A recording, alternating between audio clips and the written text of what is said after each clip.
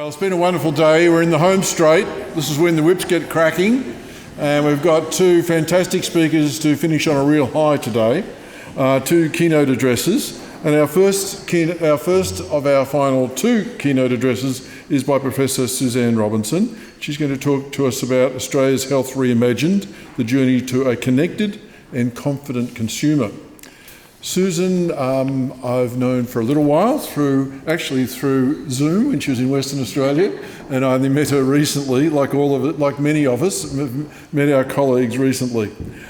She's with the Deakin University Health Economics Institute for Health Transformation, and she's the director of that group, and she's within that institute, as I said.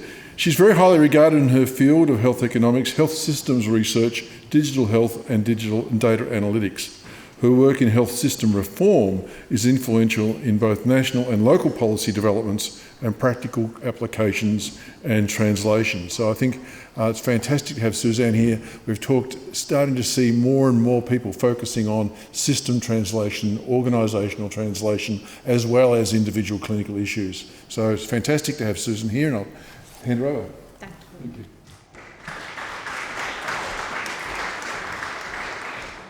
Thanks, Warren, and thanks everyone for a great day, or a great 2 days.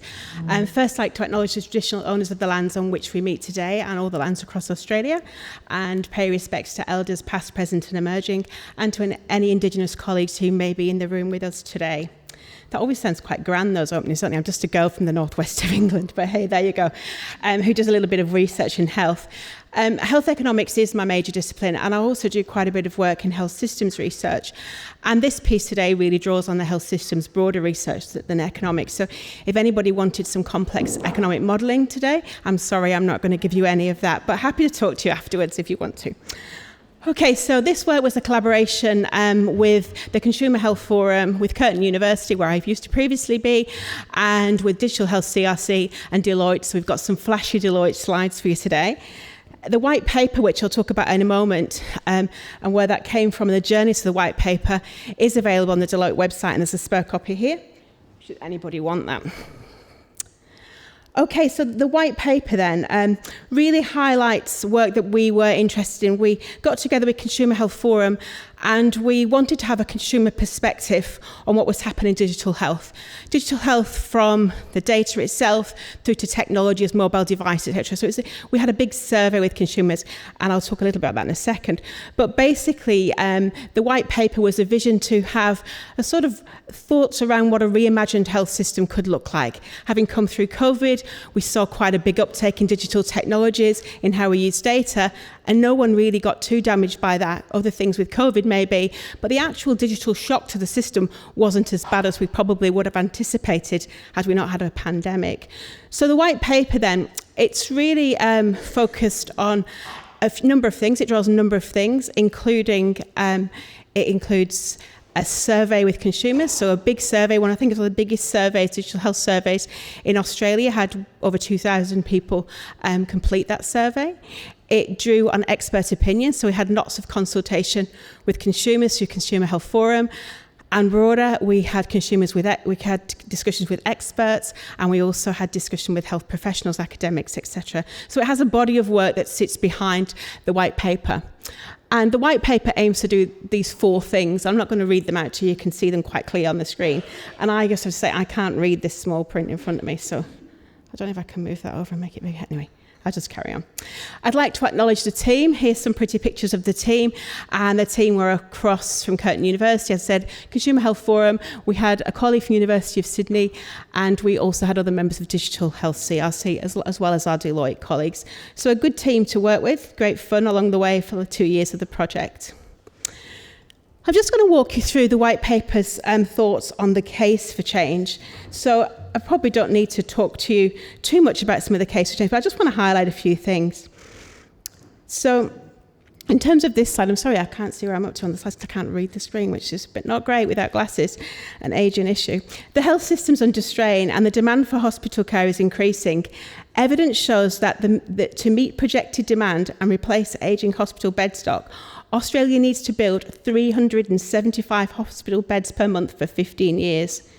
We'd argue that's not sustainable. We're also seeing increasing pressure on health workforce and issues around equity. I think health workforce is the biggest challenge we face currently, and that's not just in rural and remote areas. Okay, Australia is falling behind on equity, aspects with access and often quality of service being based on geography, ethnicity and education. And as we can see on the slide, equity issues are evident across Indigenous communities, low socioeconomic communities and very remote communities. So equity is a real concern, and equity is a performance indicator for a health system. If you're falling behind on equity, you're actually not performing as a health system. So our consumer survey then, as I say, we surveyed just over 2,000 people. And what did they tell us then? Well, they told us that 70% of Australians are willing and ready to use virtual care, and 90% are ready to share their health data in a digitally enabled health system. So that means 70%, 30% might not be, but we have 70% of people who are actually happy and willing to do that. We also have 30% of the population to also work with. With 71% believing shared access would improve communication between patient and healthcare providers. It also points to several risks of a digital future that, if not managed, could create a digital divide, particularly for those that have much to gain. The survey identified the risks of digital divide with those participants who had high school education or lower. I need to verify. So, who have an education or lower were 3 times less likely to be aware of digital health technologies. 5 times less likely to have access to digital health technologies, 5 times less willing to use digital health technologies, 2 times less likely to be comfortable to share health information, and 3 times less likely to be interested to access and contribute to their healthcare plans. I'll pause for a second, and I'll tell you that education was the only thing that was significant in any modelling that we did. Didn't matter if you were in a rural and remote region, didn't matter if you were in an urban area, education was the biggest issue that we're facing from what our survey said. And an interesting bit of this survey, we thought we'd be able to get enough people to complete it through our networks. So we didn't use any companies. We went out through Consumer Health Forum, our other consumer groups, and we went out through our own networks. When the data started to come in, we noticed a bias on education. We had well-educated people or people with a degree and above completing the survey. So I said I wasn't happy with that. We had a little bit of an interesting discussion with some other colleagues on the team and said we have to go out. We have to go out and we have to stop when we have enough across the spectrum of education. So we did that, and the results changed completely. So I just want to say a lot of surveys out there that are looking at digital health have highly educated or a degree and above in terms of educational ability completing those surveys. I'll leave that thought with you as we continue. Okay, then other cases for change. I'm just going to pop that slide up for a second, let you quickly absorb it with a bit of shorter time. I don't want to keep you. And then I'll get on to the bit more meaty stuff. That's the white paper which you've seen. Feel free to download. A couple of paper publications that sit behind that, one that's published and one that's currently out for review. Just to say the survey was big. So the telehealth, we had 2 sections really, a focus on telehealth, because everyone's interested in telehealth at the time, and also a broader set of questions relating to digital health in its broadest sense. And those papers are there for you to have a read if you should wish to do so. So then the white paper came up with these horizons, and they've been interested in how these have been picked up. They're being used quite broadly now with a number of health sector organisations, from general practices through to health service providers, hospitals, allied health, and also policy folks. Used as a gauge in a way to see where they are across these different horizons. So let me walk you through the horizons that we presented in the paper. Horizon 1 is a connected consumer. Just imagine this. People experience a fragmented one-size-fits-all health system. Technologies tend to act as digital substitutes for existing practices, with a focus on treating illness, and there's a minimal digital interoperability. And leverage, we seem to be leveraging existing investments, including telehealth and other digital information systems, to increasingly connect consumers to healthcare providers. In this horizon, technologies are focused on and controlled by healthcare providers with limited consumer involvement.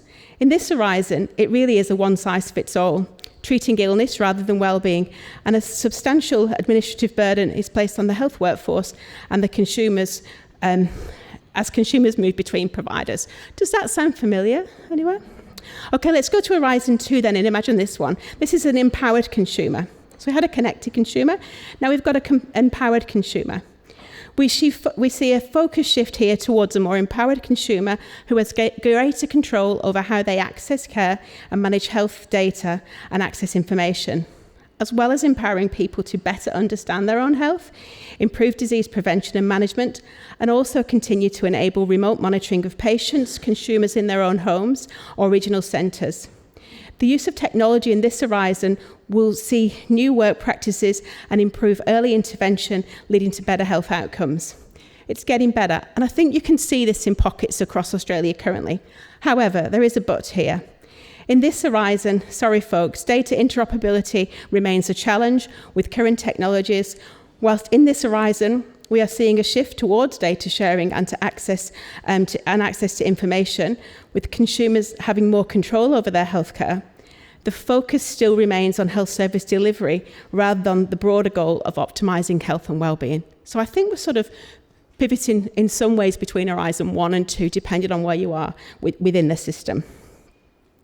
Let's move to Horizon 3 then. Horizon 3, we talk about here a confident consumer. We'd say a connected, empowered and confident consumer and clinician who can access preventative personalised care and services in or near their own homes.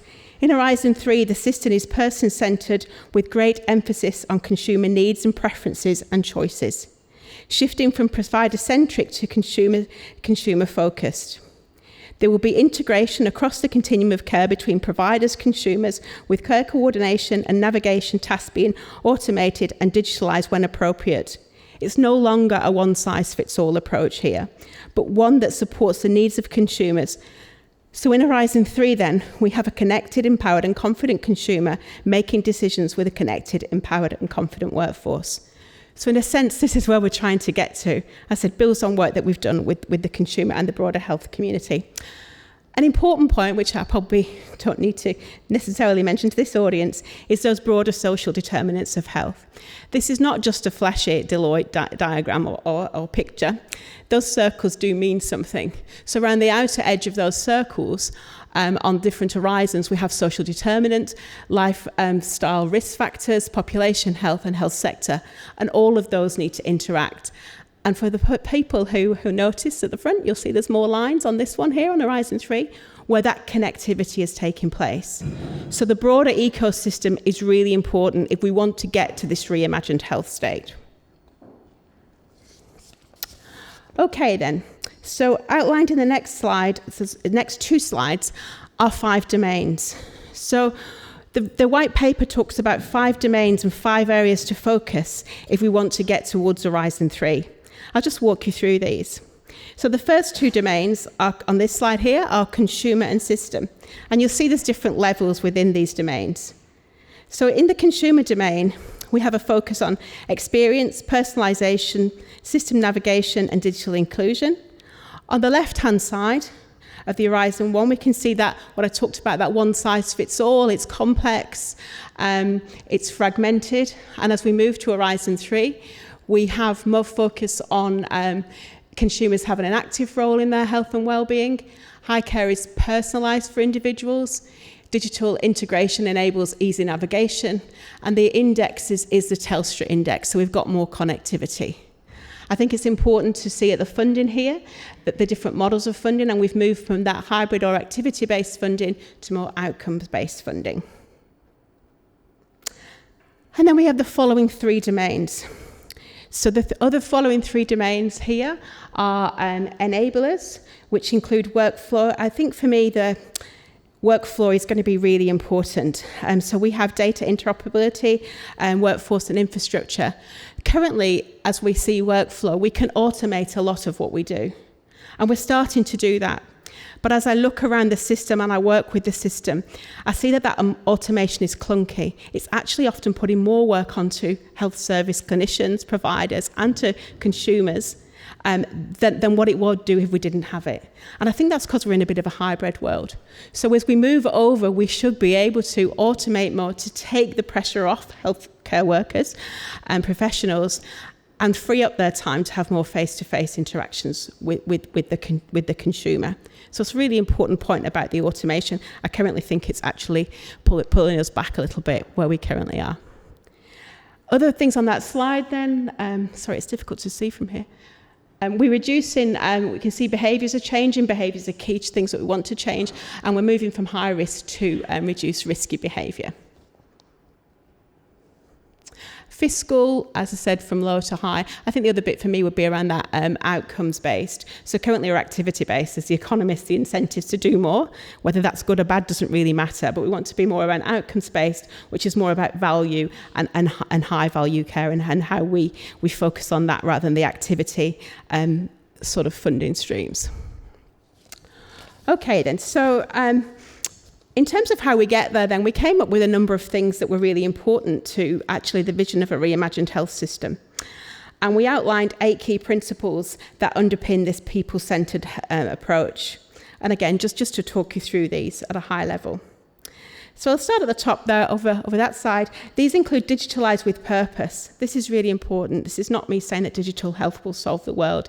It's if we're going to use technology, and I think we have to, then we need to digitalise with purpose, which means having a clear vision and objectives and focus on what health system needs to deliver for its population, to its consumers, with a strong focus on sustainability and workforce capability and capacity. There's lots to do with the sector, the education sector, university, TAFE, even school, around capacity and capability. That's new folks coming in, and that's existing people within the system. The system also needs to be clear on the role and how it fits within the health system and services. Number 2, then, as we go across, meeting individual needs means starting with a holistic understanding of consumer preferences. What matters and motivates people is crucial for success. The couple of presentations I just sat through in the previous session, there's a lot there around what motivates individuals and what makes them do the things that they do. And I think we really need to understand that. We need to get away from a one-size-fits-all approach and tailor healthcare to meet the needs of the consumers, and we believe digital can support with that.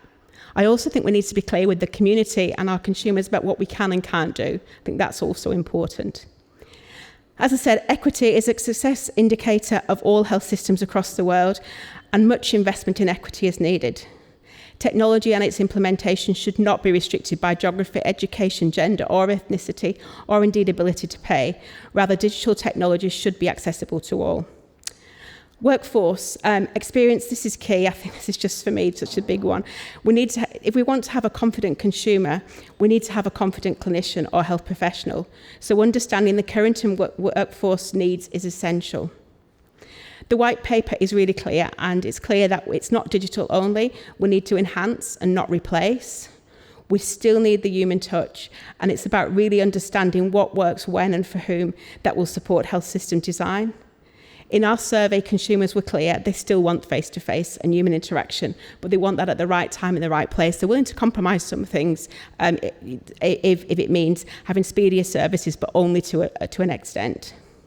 The system needs to empower and engage consumers to take control of their health and how they come in, Warren, don't worry, and how they interact with the system. So moving away from provider-centric to the consumer-centric and involving consumers in design, build and implementation is key. Lots going on in this room on that, so that's great. The system needs to uplift digital maturity. Our survey was clear, education is a key factor for engagement in digital health. Thus, focus needs to be on digital maturity, and this will involve investment in reducing health and digital literacy. Transparent, agile, not what health is often known for, but reimagining health system needs to support innovation and try and test new technologies. We need to get more agile, but to do this within the right governance and accountability structures. Data sharing is crucial for high quality care and in supporting change in behaviours. But again, we need to do this within correct governance and privacy processes in place. So in summary then, before Aaron kicks me off, there's a lot to do, but our consumers definitely had an appetite for change.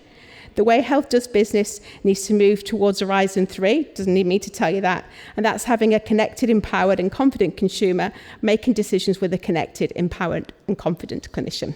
Thank you very much.